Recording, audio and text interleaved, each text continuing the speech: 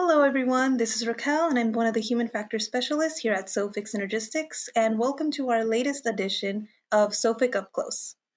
In honor of National Intern Day, we have wanted to highlight two of our amazing interns here at Sophic who have jumped feet first into working with our clients and team, quickly proving themselves to be very valuable assets. So, Stephanie and Sarvesh, do you want to introduce yourselves real quick? Sarvesh, you can go first. Okay. Hey all, my name is Sarvesh Sawant. I'm a human factors expert here at Sophic Synergistics. I joined back in May and it has been a great experience so far. I'm also a PhD student at Clemson, so working at Sophic has been a great experience for me so far, and it's been really good to work with such great industry experts who have made sure that I learned through this entire process. So yeah, thanks for having me today. And kind of like Sarvesh said, my name is Stephanie Six, and I also am a PhD student at Clemson University. And working at Sophic has also been really great because I haven't had a officially industry internship yet, and this has been a great experience, kind of dipping your toe into both medical, legal, and space in terms of consulting and contracting. So it's really been great to work with everyone and see what they do on a daily basis, and just kind of get that real world experience. Awesome, yeah. So, before we get in more about why y'all chose Sophic, you want to talk about how really both of you guys ended up in the human factors kind of realm? Stephanie, you want to take this one first? Sure. So, human factors was definitely not a straight path for me. I actually started out knowing that I kind of wanted to do something with space and psychology. I've always been interested in how people think and how we can make things easier for people in everyday life. And so, originally, I focused on mental health, especially those with depression and anxiety, because they have a little bit of disability compared to other individuals who don't have those mental disorders. And so everyday things are a little more difficult for them. So I started out wanting to design and help for mental health, which originally led me to clinical. But as I went down that path, I realized that maybe that's not for me. And so I jumped headfirst into human factors because I realized that's what I'd kind of been describing this whole time. So now I do human factors, and I love focusing either on space and mental health and ways to kind of combine both of those. Yeah, that's really interesting. I kind of was the same way where I wanted to help people and I wanted at first maybe to be a nurse or in the medical field.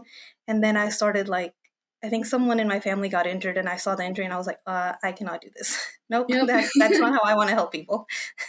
Well, my story is very similar to Stephanie's story, actually. My background is in mechanical engineering, so nowhere close to human factors engineering. However, uh, as a mechanical engineer, I was very interested in designing, although it was machine designing that part. But uh, unknowingly, when I was interning back in India, I got to do some work in the UI and UX field, which was my first introduction to human factors engineering.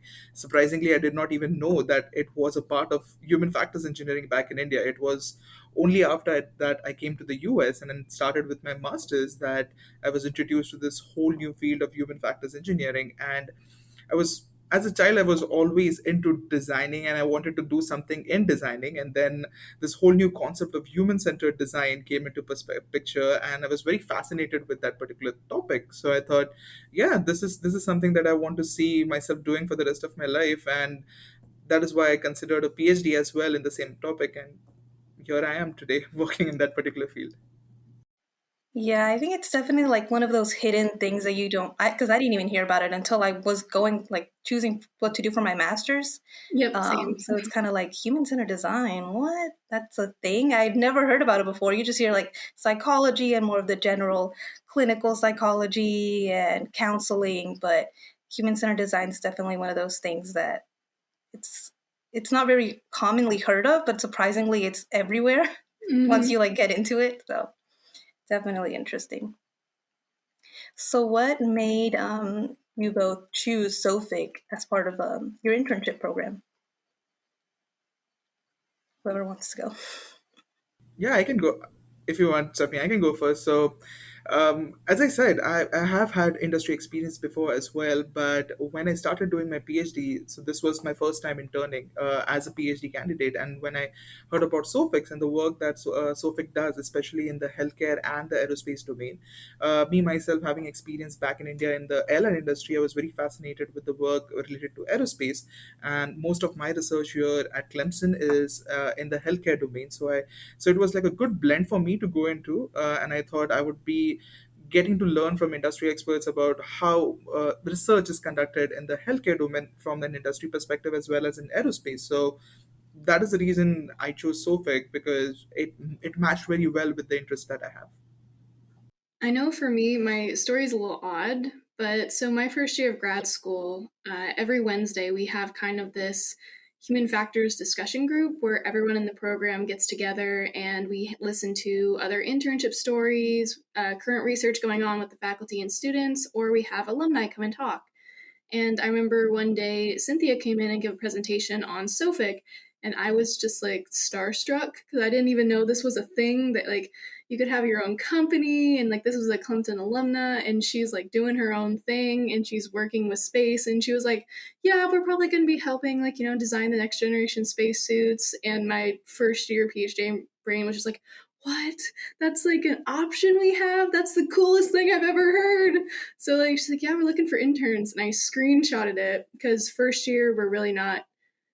It's not recommended that you go and take an internship because you don't haven't really learned and accumulated as many skills as you need. So I waited until my second year, and I think like 2 3 months into fall semester, I emailed her and I was like, "Hi, I don't know if you remember this, but I saw like your talk and I really liked it, and I'd love to come and work for you." And she emailed me back, was like, "Yeah, set up a time to like interview and we'll see if you're a good fit." And here I am. So it all worked out, and I've loved every minute of it.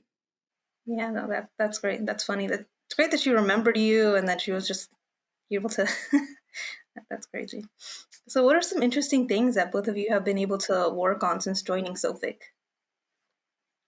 Stephanie, if you want to go first with your aerospace recent experience.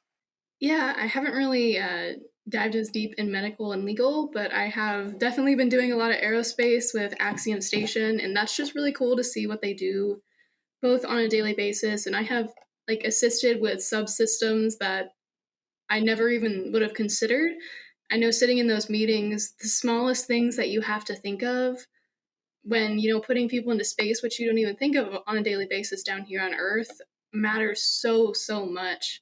I can't really give out too many details, but I know just doing like the task analysis and breaking down every little step of how crew will do things, and you kind of realize like, oh, we can't really, have this task because it's going to be really, really cognitively intense and we don't really mean it to. But if we tweak this one little thing or like switch the position of these two things, then it makes it so much easier. And just, I think that's really cool. That might be kind of nerdy, but I think looking at a problem that's supposedly so complex, like, designing an entire space station and narrowing it down to individual steps and being like, oh, let's just, move this over here, or maybe if we like switch this or made this 2 turns less, then it makes the task so much easier and it's so much more friendly to crew. And it's just been really cool to look at that and take this giant picture and kind of, you know, narrow it, and focus on this small little part, because that small little part is going to play a much bigger part in everything. So I know that was a vague answer, but I'm not sure how much I can say. Well, since Stephanie covered the aerospace part of it, I would cover my experience with human factors and legal work that I was introduced to.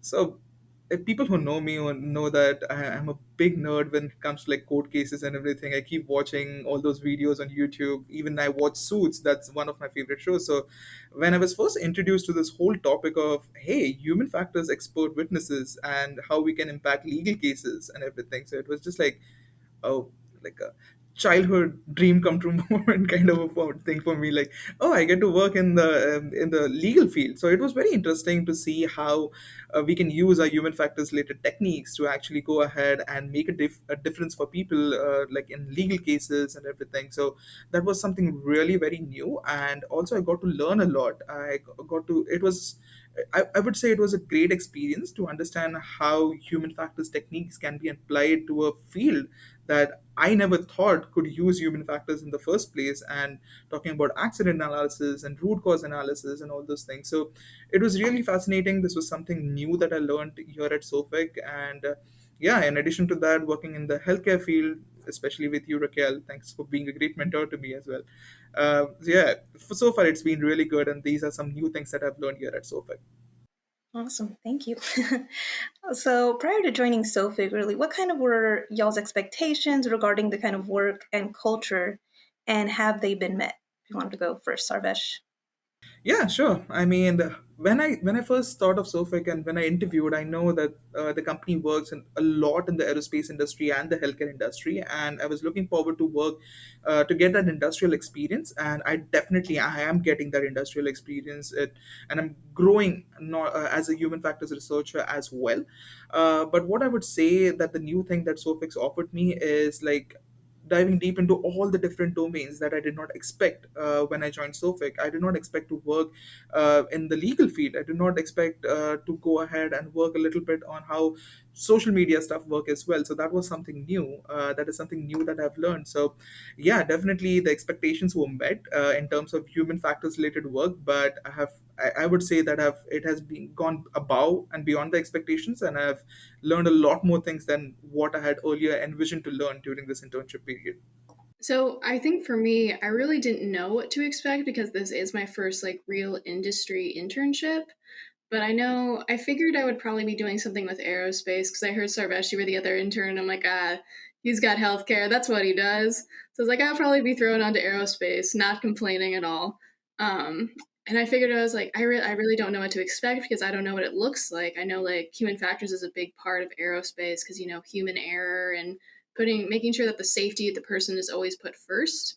But I really didn't know what that would look like. I figured we might go in and do some assessments like we do, like if we're looking at like the suits, we should be like, you should probably have gloves. And then we're like, wow, I never would have thought of that, stuff like that. But it really kind of exceeded my expectations, kind of like Sarvesh said, because now you get to do like see the little nitty gritty things that you do on the daily basis. Like you go and talk to engineers and you're like, well, why'd you make that design choice? And you have to be like, well, that's a great thing. But could we possibly like change it slightly or add a way to like a cool down time because some of the metal that you're working with that you have to turn off to replace is going to be really hot. And so I think that expectation of just getting in there and working like with a team of engineers or with a team of designers like together, kind of like a integrated team, really like blew my mind almost because I really work with a lot of like engineers and psychologists, and that's it. That's all I've really known. So getting to work with UI and engineering and design and people from all different backgrounds has really been great. And I think that's really one of the best parts about working in aerospace is you learn a little bit about everything because everything is really important. Yeah, that's true. So, I think y'all both have really touched on kind of what y'all have been exposed to in the industry compared to academia. So, I think, no, and knowing, because I came straight like from academia to an internship here at Sophic, and also not really knowing anything and kind of just knowing like the core kind of stuff that you learn in school. So I think it's been really interesting that y'all have had that exposure to working with different um, subsystems and, in a sense, like different clients and different teams, and learning to integrate with them, and learning that even not something that I didn't even know in school, that human factors can be used in the legal field. Like that's crazy to think that in a way human centered design and human factors can help after once an accident has happened. Um, so since touching on that, so what kind of are y'all's future aspirations after college? Stephanie, if you want to go first. That's a interesting question for me at the moment because I just started. Like, I just got my master's back in May, and I'm continuing on to get my PhD. So I've got about 2.5 more years ahead of me. But I think I'm really liking aerospace so far. I'm gonna keep my field kind of open because that it's the only thing I've done officially so far. But that one's definitely got a tick box behind it. But I think some type of design or aerospace is probably what I'm looking at, just because those are the things that seem to be really enjoyable. I love like I like look forward to doing those things when I wake up in the morning, which I think is really important for a future job. So it's probably something like that. Yeah, for me, it's a bit different than Stephanie because I'm getting ready to graduate from my PhD program right now. It's just like in the final stages when I'm deciding my dissertation. So yeah, definitely thinking about it, it feels like taking human factors as my PhD core subject was a really good decision, and I would definitely want to go ahead and pursue my career working probably as a UI UX researcher or a human factor specialist, wherein I can actually apply the knowledge that I've got through like internships, I've got through my academic experiences, and probably see a career in that field itself. Probably the focus more would be the healthcare related stuff since I love doing research in healthcare, but working at Sophic gave me a new entry into like what research can be done in the aerospace field or the legal field. So definitely looking for some place or a job which would help me do my research in different domains, and probably continue working in the human factors domain. Awesome. So this is kind of a tricky question because I'm sure there's more than one. But what is one good quality that you think an intern should possess, Stefan, or Sarvesh, if you want to go first? Okay, I can go first. For me, when I joined Sophic, my main purpose of joining Sophic was to learn. So I think for every intern, because you go into a company, your main motive is to learn and to improve as a researcher or as an individual. So I think as an intern, you should always be focused on the learning aspect of things. The more you can learn, the more you can grow. So yeah. For me, I think a good quality that an intern should have is definitely persistence. Because, when you first start, you might be a little nervous and you might not know exactly what everyone's talking about, all the acronyms. It seems really overwhelming, but just keep with it. It will make sense. Like, keep going. You might be a little nervous. You may not want to ask questions, but be persistent, stay with it. It gets easier over time, and kind of that anxiety and those nerves go down a little bit. And the more you persist, the more you put into it, the more you're going to get out. And that's definitely been true for this internship. Yeah, definitely feels like you're, was it drinking from like a fire hose, water hose, that saying? Like you're just like taking in so much stuff that it seems overwhelming at first, but then as you go, like as you said, you're persistent, you want to have this drive to learn, it really gets easier as it goes. And then it gets easier, like you accept the job full term or you go on to other places. Yeah, I Yeah. agree. And do y'all have any advice for future Sophic interns? Stephanie, if you want to go? That's a good question. I would say never be afraid to ask questions. Because I know in some internships, like I mentioned, you might be a little nervous to ask, like, the boss or your mentor a question that you deem as silly. But really, here, never be afraid to ask questions. I think Cynthia said, like, on my first day, that the only silly question is one you don't ask, because then you'll never know. And I really took that to heart. This has been a great place because, I don't feel like afraid to ask something, even if it is kind of silly, where I like poke Lisa and I'm like, what does this acronym mean again? Or if it's like, hey, should we do this before this? And it's more a serious question. But that's what I definitely say. Never be afraid to ask questions because everyone around here will gladly help you out.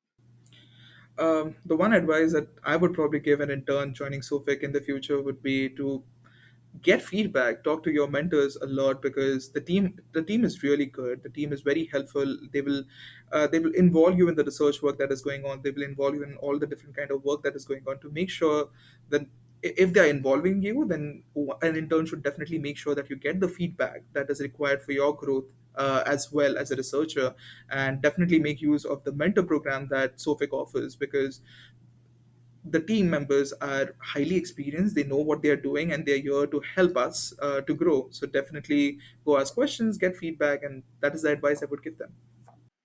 Right. Thank you guys. Yeah, I definitely agree. I think Cynthia's told me, she told me also when we started, and then she continues to say, anytime we're in a new project or anything, there's no such thing as a silly question. It's better to get your question out, even if you think, yeah, 'cause sometimes it sounds like, oh, maybe it sounds dumb, maybe it's something that's already been discussed, but it doesn't hurt to just get reaffirmed, or maybe it wasn't discussed, and now you're bringing it up, and it's good.